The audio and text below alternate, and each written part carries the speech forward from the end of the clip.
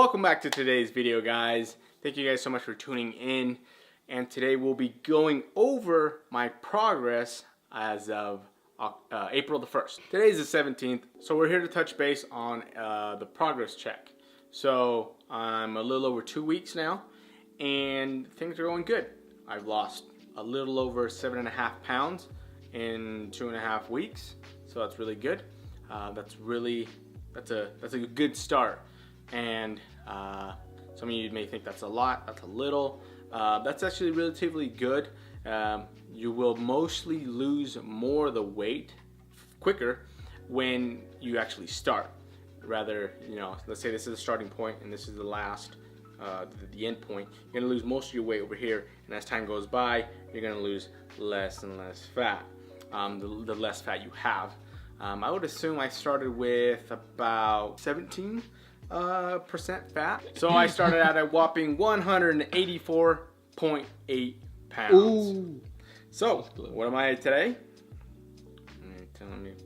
And all these, we'll go ahead and run them on the screen, so don't you worry. 177.2. So that's what?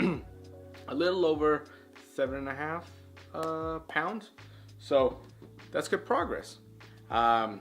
It's healthy progress as well. It's not just like you've lost, 20 pounds in a week. That's a little extreme and most likely not healthy in any way, shape, or form, right? Especially not physically and not mentally.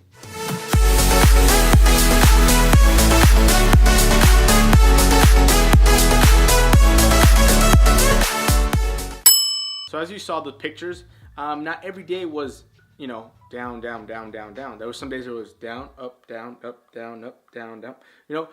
And that's how you want your graph to be, because you don't want a straight line down. That's not normal. That's not natural. And there was, I think just this past weekend, I had 2 cheat meals. One on Saturday night and then one on Sunday night. And I had pizza on Saturday and I had carne asada on Sunday, which was delicious. And that brings me to my point. People are gonna ask, well, aren't you on a diet? Yes, I'm on a cut. I'm in a deficit. But balance is also very, very important, because if you don't have balance, let's say, for example, let's take a step back.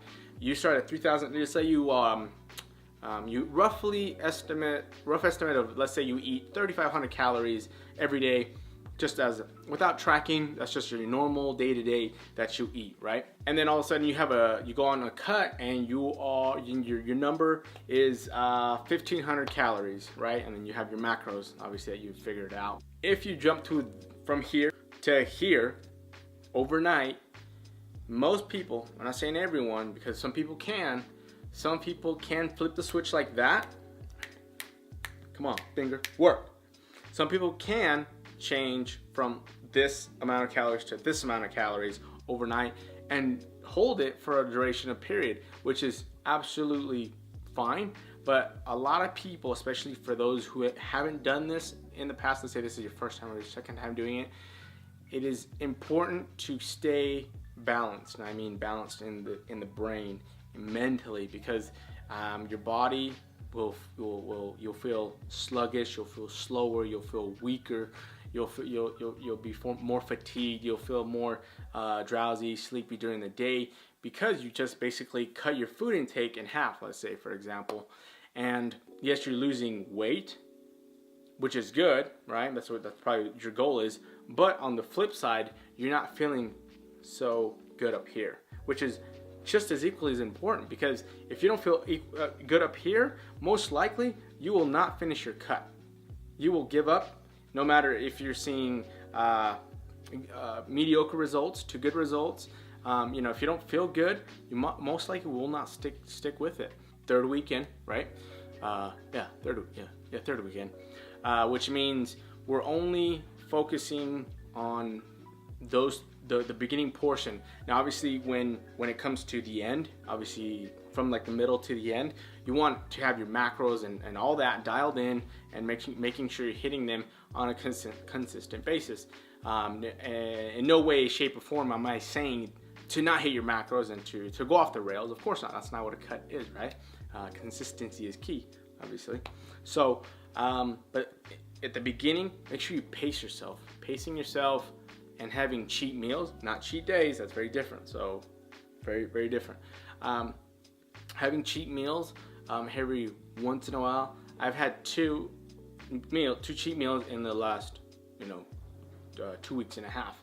I believe it's imperative at the beginning of when you start your diet or your cut to have cheat meals, because mentally you will feel healthier, you will feel better.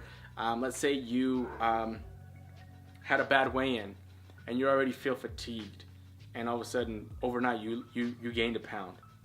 Most likely that's going to frustrate you, and you weigh yourself in the morning, so it's going to ruin your day, which might throw your day off, and then you say, you know what, screw it, I don't want to do this anymore, this isn't for me, whatever, maybe next year or something. So you want to put yourself in the best scenario, the best possible game plan, so that you actually reach your goal and are successful, right? The second tip I want to go over is cardio. How many times have you done cardio, Si? Four. Yeah. 4 times. Like 4 times. And the mentality of the myth that people say you need to do cardio to lose weight is absolutely incorrect. Does it help? Absolutely. Yes, it does. Especially, I use cardio as a boost. So, because let's say I did no working out and no cardio, nothing. Like, I just worked and ate my macros, consistently, or hit my macros consistently, I would lose weight. But let's say for that day, on that Sunday that I did have a cheat meal, that next day, that Monday, I did cardio because my weigh-in on that Monday was higher. So I went up in weight, which we'll talk about weigh-in fluctuations here in a second. But it helped me bring that weight down the next day, back to where I was, or even lower. So does cardio help? Yeah, it's good for you cardiovascular wise, but also it is a booster to help increase that that deficit that you're already in. Do you absolutely need it? No, you don't. Like I said, you could be a couch potato, hit your macros, and you're good, right? But that's not my goal, because if I did that, not only would I lose the fat that I have put on me, but I would also lose my muscle that I've put on, and that's not my goal, right? My goal is to keep as much muscle on my frame at the same time as losing as much fat as possible. So that way you get that nice aesthetic cut physique look, right? Alright guys, and the third and final tip of this video is going to be your weigh-in determination. So a lot of things can play into the factor of your weigh-in. What time you ate the night before, if you lost or retained water weight, if you weighed yourself at the same time. Let's say you weigh yourself every morning at 9, but this day you weighed yourself at 11, right? Making sure you're using the same equipment, so the exact same scale, because depending on the scale, sometimes some are a little off. Your glycogen, your leptin, your testosterone levels can fluctuate. Your weigh-ins. The thing you don't want to base it off of is your day-to-day weigh-ins. Now your day-to-day weigh-ins are going to fluctuate by, I could say, up to 2 to 3 pounds, depending on all those things that I just mentioned. Don't look at it as the small picture day-to-day. Look at it as the big picture. As you saw the graph, my graph on my phone, it's like this, right? It's like this. So it goes up and down. But as an overall picture, it's shifting in this direction. So it's shifting down. It might be up and down like this, So try not to let the day-to-day weigh-ins, bring you down. I know sometimes it can be deteriorating, especially let's say you went 2 days and those weigh-ins either stayed the same or they went up a little bit, and all of a sudden you start thinking, what am I doing wrong? Do I need to change up my diet? Do I need to do more cardio? You know, and that's normally that's pretty normal. Okay, those weigh-ins, as long as over time you're going down, and you can, the best way to do that is you take week 1, you get your average weigh-in, and then you compare it as you go to each week, and then you will see that each week you went down in average. So that average should be going down.